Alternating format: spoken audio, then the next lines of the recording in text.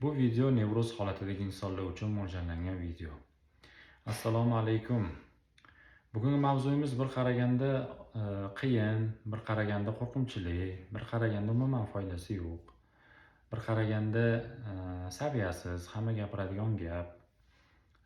Mani fikrim bo'yicha 70-80% nevroz qochadigan va juda ham past hisoblaydigan inson o'z nevrozini ichiga kirishi yoritamiz bugun. Inson o'z nevrozini ichiga kirish, o'z qo'rquvlari, ya'ni o'z qo'rquvlari, o'z vahimalari, o'z tahlikalari, o'z xayollarini ichiga kirsa nima o'zgaradi va inson nimaga buni qilishi kerak? Insonda hozirgi vaqtda juda ham ko'p qo'rquvlar bor. Juda ham ko'p qo'rquv, xavotir, vahimalar bor.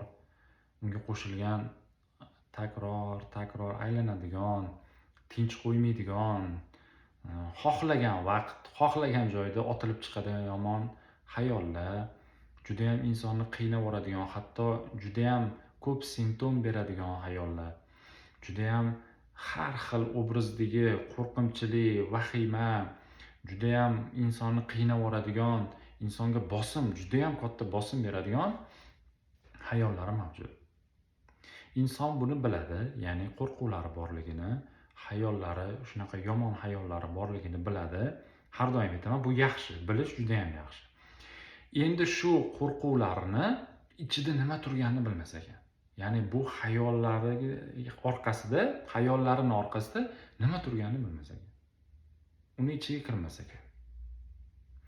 Masalan, inson qaysidir bir vaziyatdan qo'rqadi.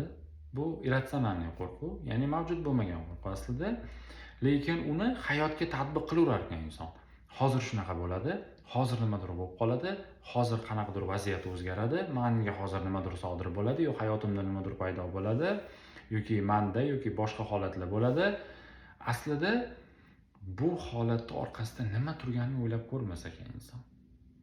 Bilarkan, shu holatlar borligini, shu xayollar borligini bilarkan, lekin uni orqasida nima turganini o'ylab ham ko'rmas ekan inson.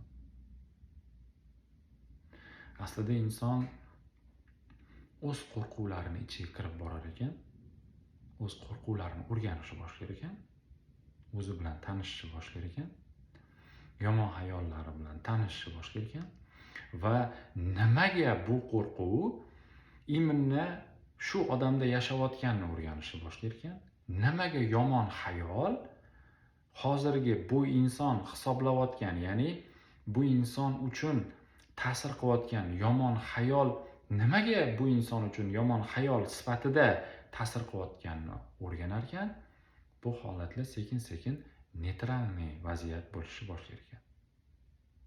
Ya'ni hozir bizani qo'rquvimiz juda ham qiyin qo'rquv hisoblaymiz, juda ham og'ir, bizaga hatto simptom beradigan, bizani qiynaydigan, bizaga og'ir darajada ta'sir qiladigan qo'rquv vahimalarimiz bor, to'g'rimi? Yoki aytib o'tgandek xayollarimiz bor. Juda ham ko'p любой payt otilib chiqadigan, bizani kulib turgan paytimiz ham shunday настроенiyamizni buzib yuboradigan xayollarimiz mavjud. Lekin biz shu xayollarning ichiga kirib, uni o'rganmas ekanmiz. Mana shuning uchun miyamiz faoliyatida buni Gestalt terapiyada ham mavjud, ya'ni hal qilinmagan muammo qaytib kelish ehtimoli juda ham ko'p bo'ladi insonda. Ya'ni hozir bizda yomon xayol hal qilinmagan, bu shuni hisobiga ham qaytib kelish ehtimoli baland bo'ladi. Va hozirgi bizning ichki strukturamizda, ya'ni insonning ichida, ongida qo'rquvlar bor. Bu qo'rquvlar hal bo'lmagan hali. Inson u qo'rquvlarning ichiga kira olmagan, chunki qo'rqqan u qo'rquvdan. O'sha hal bo'lmagani uchun u qo'rquv hech qayerga ketayotgani yo'q. Ya'ni u neytralniy vaziyatga tushmayapti bu qo'rquvlar. Men aytib o'tganman va yana bir marta aytib o'taman. 100 xil nevrozdan aziyat chekayotgan insonlar bo'lsa, nevroz holatidan aziyat chekayotgan insonlar bo'lsa, hatto bir-birini qo'rquvsini eshitib kulishi mumkin. Nimaga? Chunki bu insonning ongida bu qo'rquv neytralniy vaziyat. Tahlika yaratadigan qo'rquv hisoblanmaydi. Lekin buni qo'rquvi bu insonda neytralniy vaziyatda turadi. bu hech qanaqa ta'sirlanmaydi bu qo'rquvdan. Hech qanaqa hatto o'ylab ham ko'rmaydi bu qo'rquvni. Va hayotda tatbiq ham qilmaydi. Ya'ni shu qo'rquv bo'lib qolsa nima bo'ladi, manda bo'lsa nima bo'ladi deb o'ylab ham ko'rmaydi. Shuning uchun bu qo'rquv, ya'ni birinchi nevroz holatidan aziyat chekayotgan insonning qo'rquvi, ikkinchi nevroz holatidan aziyat chekayotgan inson uchun, ikkalovi uchun oddiy neytralniy vaziyat. Lekin ularning hayotida juda katta muhim o'rin tutyapti bu qo'rquv. Tushuntira oldimmi? Sizni ham qo'rquvingiz, sizni ichki qo'rquvingiz, ichki bosimlaringiz, ya'ni hozirgi holatingiz va har xil sizni qiynayotgan hayollaringiz, bu sizni hayollaringiz, bu sizni qo'rquvlaringiz, bu sizni ichki holatingiz. Uni hayotdan mana shu narsa bo'lmaganda menda unaqa bo'lmasdi, menda nevroz bo'lmaganda men shunaqa bo'lmasdim, hayotda mana shu vaziyat bo'lmaganda menda shunaqa narsa bo'lmas edi deyish, bu noto'g'ri fikr, ya'ni bu illyuziya fikr hisoblanadi. Aslida bu holat ichki jarayonimizda sodir bo'lyapti. Biza shu qo'rquvimizni ichiga kirib borar ekanmiz. Bu qo'rquv menga nima beradi? Bu qo'rquv nimaga menga qo'rquv darajasida ta'sir qilyapti? Bu qo'rquvdan men nima olaman? Bu qo'rquv menga nima beryapti hozirgi vaqtda? Hozirgi hayotimda nima beryapti? Va bu qo'rquv mendan nima olyapti hozir? Yomon xayollar deylik. Mayli taxmin qilaman bu ikkitasini. Bu har xil obraz bo'lishi mumkin. Yoki aytib o'tganimda yomon xayollar deylik. Bu yomon xayollar qaytib keladi. Biz u xayollardan qochib yashaymiz. Aslida biz u xayolga yuzlashsakchi, biz undan qochishni to'xtatsakchi, biz u xayolga ichiga kirsakchi, shu hozirgi xayol bizga nima beryapti?